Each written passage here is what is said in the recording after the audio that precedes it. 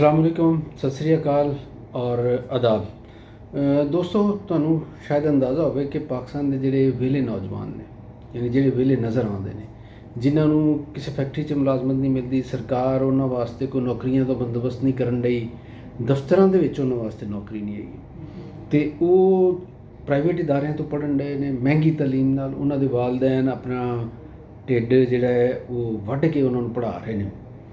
ਉਹ ਨੌਜਵਾਨ ਜਿਹੜੇ ਨੇ ਇੱਕ ਲੈਪਟਾਪ, ਮੋਬਾਈਲ ਫੋਨ ਲੈ ਕੇ ਅਤੇ ਉਹਦੇ ਜ਼ਰੀਏ ਰੋਜ਼ਗਾਰ ਕਮਾ ਰਹੇ ਨੇ। ਇਹਨਾਂ ਨੂੰ ਕਹਿੰਦੇ ਨੇ ਫ੍ਰੀਲਾਂਸਰਸ। ਔਰ ਇਹਨਾਂ ਦੀ ਜਿਹੜਾ ਰੋਜ਼ਗਾਰ ਹੈ ਉਹਦਾ ਦਾਰੋਮਦਾਰ ਹੈਗਾ ਇੰਟਰਨੈਟ ਦੇ ਉੱਤੇ। ਯਾਨੀ ਅਗਰ ਇੰਟਰਨੈਟ ਸਰਵਿਸ ਉਹਨਾਂ ਨੂੰ ਮਿਲੇਗੀ ਤਾਂ ਫਿਰ ਉਹ ਰੋਜ਼ਗਾਰ ਉਹਨਾਂ ਦਾ ਚੱਲੇਗਾ।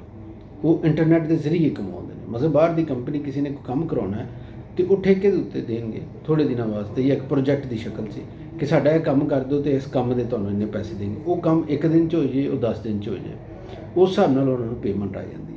ਅਤੇ ਅੰਦਾਜ਼ਾ ਕੀਤਾ ਗਿਆ ਹੈ ਕਿ ਪਿਛਲੇ 2-3 ਸਾਲ ਦੀ ਆਮਦਨੀ ਨੂੰ ਵੇਖ ਕੇ ਕਿ ਸਾਲਾਨਾ 4 ਤੋਂ 5 ਅਰਬ ਡਾਲਰ ਜਿਹੜੇ ਨੇ ਉਹ ਫ੍ਰੀਲਾਂਸਰ ਜਿਹੜੇ ਨੇ ਉਹ ਪਾਕਿਸਤਾਨ 'ਚ ਲੈ ਕੇ ਆ ਰਹੇ ਨੇ, ਘਰ ਬਹਿ ਕੇ ਇੱਥੇ ਬੈਠੇ ਨੇ ਅਤੇ ਉਹਨਾਂ ਦੇ ਕੰਮ ਦੀ ਵਜ੍ਹਾ ਨਾਲ ਬਾਹਰ ਦੀਆਂ ਕੰਪਨੀਆਂ ਤੋਂ 4 ਤੋਂ 5 ਅਰਬ ਡਾਲਰ ਉਹਨਾਂ ਨੂੰ ਇੱਥੇ ਆ ਜਾਂਦਾ। ਅੱਛਾ, ਇਹ ਬੜੀ ਵੱਡੀ ਰਕਮ ਹੈ। ਪਾਕਿਸਤਾਨ ਐਡੀ ਵੱਡੀ ਰਕਮ ਹੈ ਕਿ ਪਾਕਿਸਤਾਨ ਦੇ ਬਾਕੀ ਕੋਈ ਸ਼ੋਭਾ ਜਿਹੜਾ ਹੈ ਉਹ ਇੰਨਾ ਪੈਸੇ ਨਹੀਂ ਕਮਾ ਰਿਹਾ, ਇੰਨਾ ਡਾਲਰ ਲੈ ਕੇ ਨਹੀਂ ਆ ਰਿਹਾ। ਅਤੇ ਇਸ ਲਿਹਾਜ਼ ਨਾਲ ਜਦੋਂ ਉਹ ਸ਼ੋਭੇ ਨੂੰ ਵੇਖੀਏ ਤਾਂ ਪਾਲਿਸੀ ਇਹੀ ਬਣਾਉਣੀ ਚਾਹੀਦੀ ਕਿ ਇਹ ਹੋਰ ਪੈਸੇ ਵਧਣ। ਲੇਕਿਨ ਸਾਡੀ ਹੁਕੂਮਤ ਨਹੀਂ ਇਹ ਚਾਹੁੰਦੀ। ਔਰ ਇਹ ਨਹੀਂ ਕਿ ਉਹ ਜ਼ੁਬਾਨੀ ਕਹਿਣ ਡਈ ਕਿ ਮੈਂ ਨਹੀਂ ਕਰਾਂ। ਜ਼ੁਬਾਨੀ ਤਾਂ ਇਹੀ ਕਹਿੰਦੇ ਨੇ ਕਿ ਅਸੀਂ ਜਨਾਬ ਚਾਹੁੰਦੇ ਹਾਂ, ਲੇਕਿਨ ਅਮਲੀ ਤੌਰ 'ਤੇ ਜਿਹੜੇ ਉਹਦੇ ਇਕਦਾਮਾਤ ਨੇ ਉਹ ਨਹੀਂ ਇਹ ਚਾਹੁੰਦੇ। ਮਿਸਾਲ ਦੇ ਤੌਰ 'ਤੇ ਇੰਟਰਨੈਟ ਅਸੀਂ ਵੇਖਣ ਦੇ ਹਾਂ ਕਿ ਪਿਛਲੇ ਕਈ ਅਰਸੇ ਤੋਂ ਬਾਰ-ਬਾਰ ਬੰਦ ਹੁੰਦਾ ਹੈ, ਆਉਂਦਾ ਹੈ, ਜਾਂ ਉਹਦੀ ਬੈਂਡਵਿਡਥ ਜਿਹੜੀ ਉਹ ਘੱਟ ਕਰ ਦਿੱਤੀ ਗਈ, ਸਲੋ ਹੋ ਗਈ ਸਪੀਡ। ਤੁਸੀਂ ਵੀਡੀਓ ਡਾਊਨਲੋਡ ਕਰਨੀ ਜਾਂ ਅਪਲੋਡ ਕਰਨੀ ਉਹ ਨਹੀਂ ਹੋਵੇਗੀ। ਤੁਸੀਂ ਕੋਈ ਤਸਵੀਰ ਡਾਊਨਲੋਡ ਕਰਨੀ ਉਹ ਨਹੀਂ ਹੋਵੇਗੀ। ਤੁਹਾਨੂੰ ਕੋਈ ਮੈਸੇਜ ਆਇਆ ਹੋਵੇ ਉਹ ਡਾਊਨਲੋਡ ਨਹੀਂ ਹੋ ਰਿਹਾ ਵਟਸਐਪ ਦੇ ਉੱਤੇ ਜਾਂ ਮੇਲ ਦੇ ਜ਼ਰੀਏ। ਅਤੇ ਇਹ ਸਾਰੀਆਂ ਜਿਹੜੀਆਂ ਚੀਜ਼ਾਂ ਨੇ। ਅੱਛਾ, ਇਹਦਾ ਨੁਕਸਾਨ ਕੀ ਹੋਇਆ? ਨੁਕਸਾਨ ਇਹ ਹੋ ਰਿਹਾ ਕਿ ਉਹ ਕੰਪਨੀਆਂ ਨੇ ਜਿਹੜੇ ਇਹਨਾਂ ਨੂੰ ਠੇਕੇ 'ਤੇ ਕੰਮ ਦਿੰਦੀਆਂ ਸੀ ਪਾਕਿਸਤਾਨ ਦੇ ਫ੍ਰੀਲਾਂਸਰਸ ਨੌਜਵਾਨਾਂ ਨੂੰ, ਉਹਨਾਂ ਨੇ ਇੱਕ ਅਲਰਟ ਜਾਰੀ ਕਰਤਾ। ਉਹਨਾਂ ਨੇ ਅਲਰਟ ਜਾਰੀ ਕੀਤਾ ਹੈ ਕਿ ਪਾਕਿਸਤਾਨੀਆਂ ਨੂੰ ਜਿਹੜਾ ਹੈ ਇਹ ਦਿੱਕਤ ਇਹ ਆ ਰਹੀ ਕਿ ਉਹਨਾਂ ਨੂੰ ਜਿਹੜਾ ਪ੍ਰੋਜੈਕਟ ਦਿੱਤਾ ਜਾਂਦਾ ਉਹ ਬਰ ਵਕਤ ਮੁਕੰਮਲ ਨਹੀਂ ਕਰ ਪਾਉਂਦੇ, ਅਤੇ ਇਸ ਵਾਸਤੇ ਇਹਤਿਆਤ ਕੀਤੀ ਜਾਵੇ ਪਾਕਿਸਤਾਨੀਆਂ ਨੂੰ ਕੰਮ ਦੇਣ ਦੇ ਵਿੱਚ। ਯਾਨੀ ਹੋਵੇਗਾ ਇਹ ਕਿ ਹਕੂਮਤ ਜੋ ਵੀ ਦੱਸੇ ਉਹਦੇ ਉੱਤੇ ਵੀ ਅਸੀਂ ਗੱਲ ਕਰ ਲੈਂਦੇ ਕਿ ਅਸੀਂ ਇਹ ਤਨਕੀਦ ਘੱਟ ਕਰਨ ਵਾਸਤੇ ਕੀਤਾ ਜਾਂ ਪ੍ਰੋਪੇਗੈਂਡਾ ਖਤਮ ਕਰਨ ਵਾਸਤੇ ਕੀਤਾ, ਲੇਕਿਨ ਅਮਲੀ ਤੌਰ 'ਤੇ ਨੁਕਸਾਨ ਇਹ ਹੋਇਆ ਕਿ ਉਹ 4 ਤੋਂ 5 ਅਰਬ ਡਾਲਰ ਦੀ ਜਿਹੜੀ ਰਕਮ ਹੈ, ਇਹ ਕੁਝ ਅਰਸੇ ਬਾਅਦ ਇਹਦੇ ਫਿਗਰਸ ਆ ਜਾਣਗੇ ਐਗਜ਼ੈਕਟ ਕਿ ਉਹ ਸਾਨੂੰ ਜਿਹੜਾ ਇੰਟਰਨੈਟ ਬੰਦ ਕਰਨਾ ਇਹ ਕਿੱਡਾ ਮਹਿੰਗਾ ਪਿਆ ਹੋਵੇ। ਇਹ ਸਾਡੇ ਸਾਹਮਣੇ ਆ ਜਾਏਗੀ। ਫਿਰ ਗਵਰਨਮੈਂਟ ਕਹਿੰਦੀ ਕੀ ਹੈ?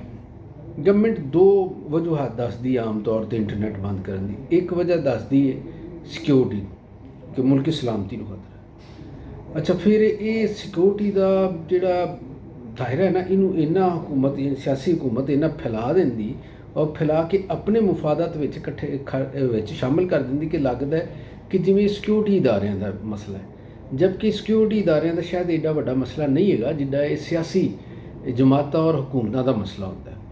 ਇਹ ਤਨਕੀਦ ਜਿਹੜੀ ਹੈ, ਜਿਸ ਤਰ੍ਹਾਂ ਦੀ ਤਨਕੀਦ ਹੁੰਦੀ ਹੈ ਉਹ ਸਿਆਸੀ ਜਮਾਤਾਂ 'ਤੇ ਹੁੰਦੀ ਹੈ, ਅਤੇ ਸਿਆਸੀ ਜਮਾਤਾਂ ਉਹਨੂੰ ਬੰਦ ਕਰਨ ਵਾਸਤੇ ਆੜ ਲੈਂਦੀਆਂ ਨੇ ਸਿਕਿਉਰਿਟੀ ਇਦਾਰਿਆਂ ਦੀ, ਅਤੇ ਉਹਨਾਂ ਨੂੰ ਅੱਗੇ ਕਰਕੇ ਅਤੇ ਉਹਨਾਂ ਦਾ 1% ਅਗਰ ਕੰਸਰਨ ਹੁੰਦੇ ਨੇ ਅਤੇ ਬਾਕੀ ਜਿਹੜੇ 99% ਕੰਸਰਨ ਨੇ ਉਹ ਸਿਆਸੀ ਹਕੂਮਤ ਦੇ ਹੁੰਦੇ ਨੇ।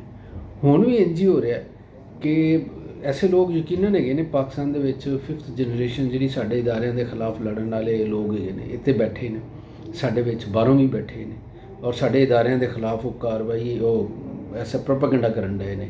ਉਹਨਾਂ ਦੇ ਖਿਲਾਫ ਬੇਬੁਨਿਆਦ ਰਿਪੋਰਟਾਂ ਜਿਹੜੀਆਂ ਨੇ ਉਹ ਪਾ ਰਹੇ ਨੇ ਸੋਸ਼ਲ ਮੀਡੀਆ ਦੇ ਉੱਤੇ, ਗੱਲ ਕਰਨ ਡਏ ਨੇ। ਲੇਕਿਨ ਇਹ ਸਾਰਾ ਮਸਲਾ ਜਿਹੜਾ ਹੈ ਹਕੂਮਤ ਇਹਨੂੰ ਅਲੱਗ ਕਰ ਸਕਦੀ ਸੀ। ਇਹਨੂੰ ਅਲੱਗ ਕੀਤਾ ਜਾ ਸਕਦਾ ਸੀ ਆਪਣੇ ਮਾਸ਼ੀ ਅਤੇ ਮਾਲੀ ਮੁਫਾਦਾਤ ਤੋਂ। ਇਹ ਬਾਹਰੋਂ ਲੋਕ ਜਿਹੜੇ ਪੜ੍ਹ ਕੇ ਆਏ ਨੇ ਬੜੇ ਤਜਰਬਾਕਾਰ ਹੁੰਦੇ ਨੇ, ਅਸੀਂ ਇੱਥੇ ਮਾਹਿਰੀਨ ਕਈ ਵੇਖੇ ਨੇ, ਉਹਨਾਂ ਕੋਲ ਬਹੁਤ ਸਾਰੇ ਐਸੇ ਸੋਲਿਊਸ਼ਨਸ ਵੇਖੇ ਨੇ ਜਿਹੜੇ ਆਮ ਤੌਰ 'ਤੇ ਹਕੂਮਤੀ ਇਕਦਾਮਾਤ ਵਿੱਚ ਨਜ਼ਰ ਨਹੀਂ ਆਉਂਦੇ।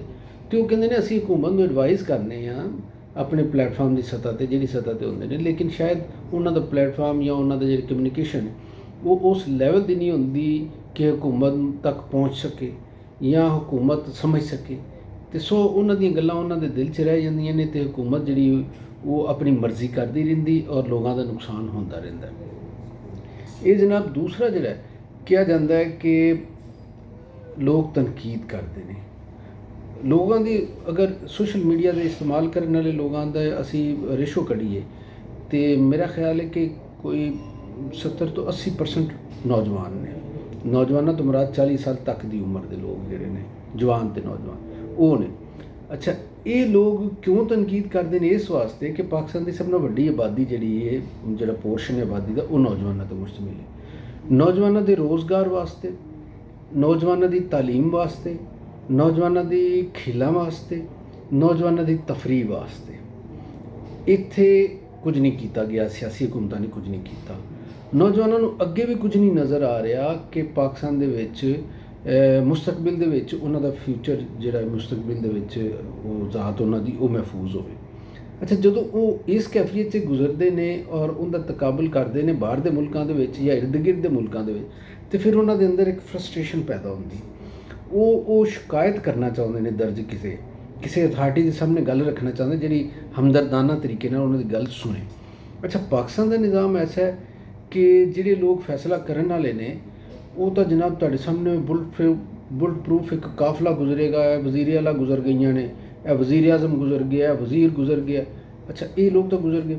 ਪਾਰਲੀਮੈਂਟ ਦੇ ਵਿੱਚ ਉਹਨਾਂ ਦੇ ਨੁਮਾਇੰਦੇ ਹੈਗੇ ਹੀ ਨਹੀਂ। ਉਹ ਅਪਰ ਕਲਾਸ ਦੇ ਬਾਲਾਈ ਤਬਕਾਤ ਦੇ ਜਿਹੜੇ ਇਸਤਹਿਸਾਲ ਕਰਦੇ ਨੇ ਗਰੀਬਾਂ ਦਾ, ਉਹਨਾਂ ਦੇ ਨੁਮਾਇੰਦੇ ਉੱਥੇ ਬੈਠੇ ਨੇ। ਉਹ ਗੱਲ ਕਿਹਦੇ ਨਾਲ ਕਰਨ?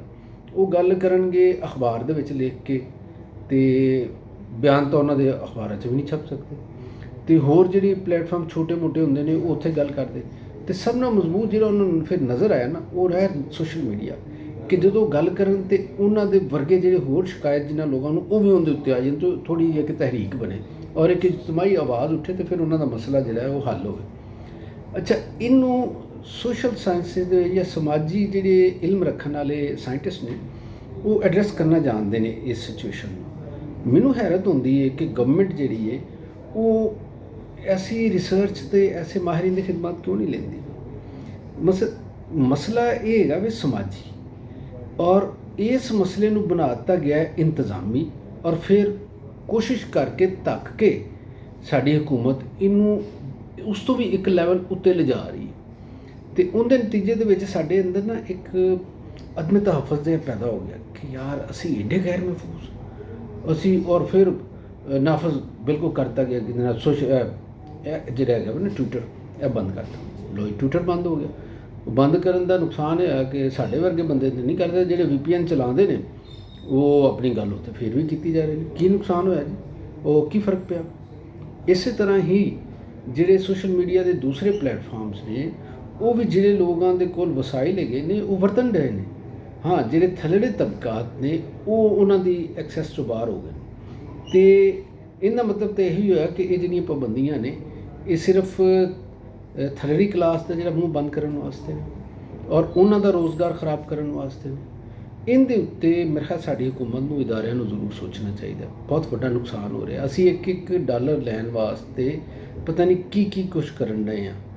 ਅਤੇ ਸਾਡੇ ਇਦਾਰਿਆਂ ਦੇ ਵਿੱਚ ਕੋਈ ਬੰਦਾ ਐਸਾ ਬਹਿ ਗਿਆ ਵੇ, ਜੇ FBR ਦੇ ਟੈਕਸਿਸ ਦਾ ਮਸਲਾ ਹੁੰਦਾ ਹੈ ਨਾ, ਅਤੇ ਉਹ ਬੰਦਾ ਜਿਹੜਾ ਹੈ ਉਹ ਤਜਵੀਜ਼ ਦਿੰਦਾ ਹੈ ਕਿ ਜਨਾਬ ਸੀਮਾ ਬੰਦ ਕਰ ਦਿਓ।